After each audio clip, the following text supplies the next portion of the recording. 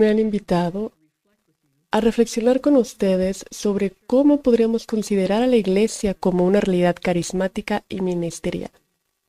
Como parte de esta serie de reflexiones sobre lo que nos hace una Iglesia verdaderamente sinodal, una en la que se entiende que todos los bautizados contribuyen de manera significativa a la misión de la Iglesia. Para empezar, es importante reflexionar sobre el significado de esas dos grandes palabras, carismática y ministerial. Entonces, ¿qué es una iglesia carismática? La iglesia, o el término carismático, describe a la iglesia como una comunidad de aquellos que han recibido una variedad de carismas o dones espirituales para la edificación de la iglesia y el cumplimiento de su misión. Como el pueblo de Dios reunido, la Iglesia ha sido dotada de una rica variedad de carismas derramados por el Espíritu Santo. Como escribe Pablo en su carta a los Romanos, los miembros de la Iglesia que forman un solo cuerpo en Cristo, no todos tienen la misma función. Tenemos diferentes dones de acuerdo a la gracia dada a cada uno de nosotros. Algunos tienen el don de profetizar, otros han recibido dones de servicio, enseñanza, aliento, generosidad, liderazgo y misericordia. Todos estos dones son diferentes maneras de mostrar el amor de Dios en acción. En su carta a los Corintios, Pablo escribe que hay diferentes tipos de dones, pero el mismo Espíritu los distribuye. Hay diferentes tipos de servicio, pero el Señor es el mismo. Hay diferentes tipos de trabajo, pero en todos ellos y en cada uno el mismo Dios está obrando. Y todos estos dones y carismas son para el bien común. Entonces, cuando hablamos de toda la iglesia como carismática o de la estructura carismática de la iglesia, o nos referimos a la obra del Espíritu Santo que acompaña a cada miembro de los fieles cristianos y anima a todo el cuerpo de la iglesia, para que todas las partes puedan trabajar juntas para el propósito de Dios. Ahora, la raíz de la palabra carisma es una pequeña palabra griega, caras, que también es la misma raíz de la palabra caridad o amor. Al reflexionar sobre la relación entre las tres personas divinas de la Santísima Trinidad, San Agustín, en el siglo V, escribía desde el norte de África y caracterizó al Espíritu Santo como la comunión o amor mutuo entre el Padre y el Hijo. Jesús fue ungido por el Espíritu de Dios cuando fue bautizado por Juan en el río Jordán, significando su vocación como el amado Hijo de Dios y capacitándolo para predicar las buenas nuevas del reino de Dios. La respuesta amorosa de Jesús al Padre es la entrega total de sí mismo cuando da su vida por amor a los demás. Cada cristiano ha sido ungido con este mismo Espíritu Santo en el bautismo, en un derramamiento del amor de Dios por nosotros. San Pablo nos dice que el amor de Dios ha sido derramado en nuestros corazones a través del Espíritu Santo. Así que el Espíritu continúa guiándonos a lo largo del viaje de la vida, enseñándonos el significado del Evangelio y llevando a buen término nuestros dones únicos, llamándonos a poner nuestros dones y capacidades naturales al servicio del Espíritu que es amor. Nos sentimos impulsados a seguir el ejemplo de Jesús, que se derramó por amor a Dios y a los demás, a entrar en el modelo de su amor abnegado que llamamos el misterio pascual. En la Iglesia, ningún carisma es mayor o menor que otros. Los dones de todos son necesarios para edificar la Iglesia y dar testimonio de las buenas nuevas en el mundo. Pablo escribe a los primeros cristianos de Corinto y Éfeso que son un templo santo, una morada para el Espíritu de Dios. Reflexionando sobre esta imagen del templo del Espíritu Santo, el templo en el que Dios trabaja, el templo en el que se imparten los dones del bautismo, y a través del don del bautismo, cada uno de nosotros es una piedra viva. El Papa Francisco ha comentado: esto nos dice que nadie en la Iglesia es inútil. Todos somos necesarios para la construcción de este templo. Nadie es secundario. Nadie es la persona más importante en la Iglesia. Todos somos iguales ante los ojos de Dios. Entonces el Papa Francisco dice: ahora, algunos de ustedes podrían decir: escuche, su santidad, usted no es nuestro igual. Pero él les responde: sí, soy como cada uno de ustedes. Todos somos iguales, somos hermanos y hermanas. Así que hay una igualdad fundamental entre todos los bautizados. Esta dignidad compartida que es el fundamento de nuestra corresponsabilidad por la vida y la misión de la Iglesia. Cada miembro del cuerpo contribuye de acuerdo a sus dones únicos y a su llamada. Esta rica diversidad de dones o carismas, cuando se reúne en unidad de propósito, misión y testimonio, es un testimonio de la catolicidad de la Iglesia. Una Iglesia totalmente carismática es aquella en la que toda la Iglesia es entendida como animada y guiada por el Espíritu. Como enseña el Concilio Vaticano II, hay un Espíritu que distribuye varios dones para el bien de la Iglesia según sus propias riquezas y las necesidades de los ministerios. El Espíritu es la fuente de todos los ministerios. Y entonces, ¿qué es una iglesia totalmente ministerial?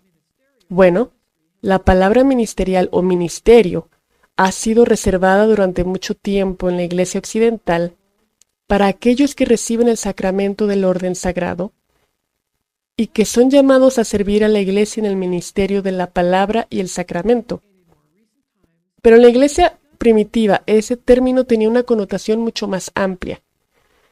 Y en términos más recientes hemos comenzado a redescubrir la importancia de este significado más amplio. Encontramos la raíz de la palabra ministerio en un término griego del Nuevo Testamento, dikaiosine. De esta palabra dikaiosine también derivamos el término diácono o diáconos. Para los primeros cristianos, este término, que aparece más de 100 veces en el Nuevo Testamento, recordaba la característica fundamental del servicio ministerial de Jesús. Jesús dijo en varias ocasiones: no he venido para ser servido, sino para servir. En la carta a los Filipenses, leemos que Jesús se despojó de sí mismo, haciéndose esclavo, entregándose completamente para revelarnos el amor inagotable de Dios. Todo cristiano está llamado a seguir su ejemplo de entrega, de amor y servicio. En el Nuevo Testamento y en los primeros escritos cristianos, descubrimos que la Iglesia primitiva se caracterizaba por una gran variedad de ministerios. Apóstoles, profetas, evangelistas, pastores y maestros, todos trabajando juntos para equipar al pueblo de Dios para las obras de servicio. En el siglo III vemos el surgimiento gradual de un patrón en el que las comunidades locales serían dirigidas por un solo episcopado, un superintendente u obispo que era asistido por presbíteros o ancianos y diáconos. Se entendía que todos pertenecían a varias órdenes ministeriales, cuyos oficios eran confirmados a través de la imposición de manos en un rito de ordenación. En el siglo XI, el patrón de diversos ministerios que había caracterizado a la Iglesia en el primer milenio se redujo en gran medida a una serie de órdenes menores temporales o pasos a través de los cuales cada candidato pasaría en el camino hacia la ordenación sacerdotal. Hubo ministerios de lector, exorcista, acólito, subdiácono, luego diácono y presbítero. Y en el siglo XII la teología occidental comenzó a hablar del ministerio de los ordenados en términos de poder en lugar de servicio, como los teólogos reflexionaron sobre el poder sagrado del sacerdote para conectar la Eucaristía.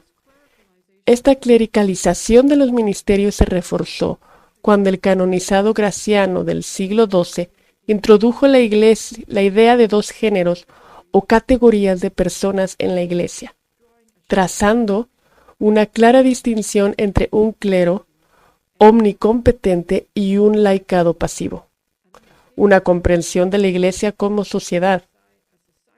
Una sociedad de personas desiguales fue entonces dominante en las teologías occidentales del ministerio y la ley eclesiástica hasta principios del siglo XX.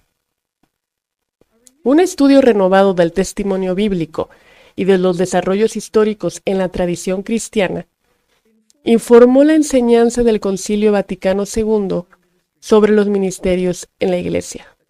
El concilio buscó recuperar la comprensión de la Iglesia como el pueblo de Dios, todos los cuales comparten la misma dignidad en virtud del bautismo y todos los cuales deben ser protagonistas en la misión de la Iglesia a través del servicio de entrega de sí mismos. En su enseñanza de que todos los bautizados participan en los tres oficios de Cristo como sacerdote, profeta y rey, el concilio presenta a todo el pueblo de Dios como partícipe de los ministerios de Cristo de proclamar la buena nueva, ofrecer su vida en un sacrificio vivo de alabanza y edificar el reino de Dios. La mayoría de los cristianos bautizados están llamados a dar testimonio de Cristo a través de su vida cotidiana en su familia, vecindario, lugar de trabajo y en las muchas formas en que contribuyen a la construcción de la comunidad humana y al cuidado de la creación a través de la vida social, política y económica. Hacen que la Iglesia esté presente y activa cada vez que buscan el bien de los demás, en donde quiera que Dios los haya colocado. Esta participación en la misión de Jesús, como el Papa Francisco ha señalado a menudo, es la fuente de nuestra alegría. Es el corazón de nuestra identidad como seguidores de Jesús. Es lo que nos hace un pueblo.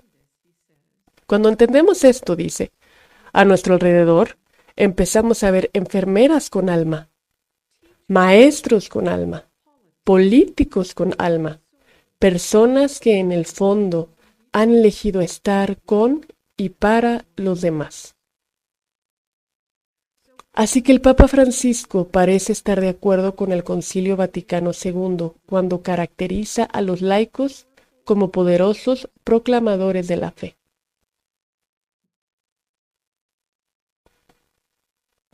Mientras que la mayoría de los fieles laicos usarán sus dones para llevar a cabo el reino de Dios en asuntos seculares, el Vaticano II enseña que algunos están llamados a llevar a cabo ciertos oficios eclesiásticos con un objetivo espiritual. Colaboran con sus pastores, así como Pablo fue ayudado por muchos colaboradores, hombres y mujeres, que se entregaron al servicio del Evangelio, trabajando duro en el Señor. Hoy en día, laicos y laicas son nombrados para nuevas formas de ministerio pastoral público. El concilio insta a los pastores a reconocer los ministerios y carismas de los laicos y sus muchas e importantes contribuciones a la Iglesia. La vida de los religiosos y religiosas, su dedicación a la oración y al servicio, también pertenece a la estructura carismática de la Iglesia. Por sus votos de pobreza, castidad evangélica y obediencia, son un signo radical de vocación cristiana y contribuyen de diversas maneras a los ministerios y a la misión de toda la Iglesia. Las diversas formas de vida religiosa atestiguan a la multiplicidad de carismas que intervienen en la edificación de la Iglesia y su testimonio. desde aquellos que se comprometieron en los ministerios de educación, o en el cuidado de los pobres y los enfermos, o en el trabajo por la justicia social, hasta formas más contemplativas de vida común o solitaria. Los carismas de cada comunidad responden a un conjunto de necesidades identificadas por sus fundadores, que estaban en sintonía con las necesidades de la Iglesia y del mundo. Otros han sido llamados de entre los bautizados para servir como ministros ordenados, obispos, presbíteros y diáconos. Son testigos oficiales de Cristo que presiden y sirven al pueblo de Dios en cada lugar. La enseñanza del Vaticano II subraya que el ministerio de los ordenados es ante todo un servicio a la comunidad. El término medieval de poder sagrado se usa con moderación en su discusión de las responsabilidades de los sacerdotes y obispos. El concilio afirma que participan en los ministerios de Cristo de una manera que difiere de los laicos. Los ministerios ordenados representan a Cristo cuando proclaman la palabra de Dios, presiden la celebración de los sacramentos, especialmente la Eucaristía, y proporcionan liderazgo y supervisión de la comunidad. El sacerdocio de los ordenados existe para servir al desarrollo del sacerdocio bautismal, para equipar a los cristianos, para dar testimonio de Cristo en sus respectivas vocaciones. El Concilio Vaticano II puso a la Iglesia en el camino hacia la recuperación de la rica diversidad de ministerios que una vez caracterizó la vida de la Iglesia primitiva. Reconoció que muchos hombres estaban llevando a cabo eficazmente el ministerio del oficio de diácono y animó a los obispos a ordenarlos, restaurando así el oficio permanente del diaconado a la estructura ministerial de la Iglesia local. Después del concilio, el Papa Pablo VI abolió las órdenes menores y abrió el camino para que los laicos sirvieran en los ministerios instituidos del lector y acólito.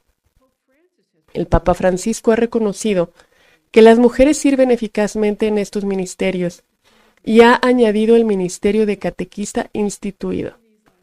En estos últimos 60 años también hemos sido testigos del surgimiento de una gran cantidad de nuevos ministerios eclesiales laicos.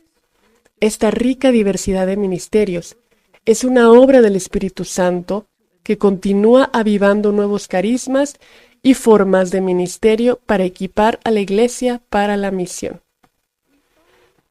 Encontramos una de las primeras imágenes de la sinodalidad en el capítulo 6 de los Hechos de los Apóstoles.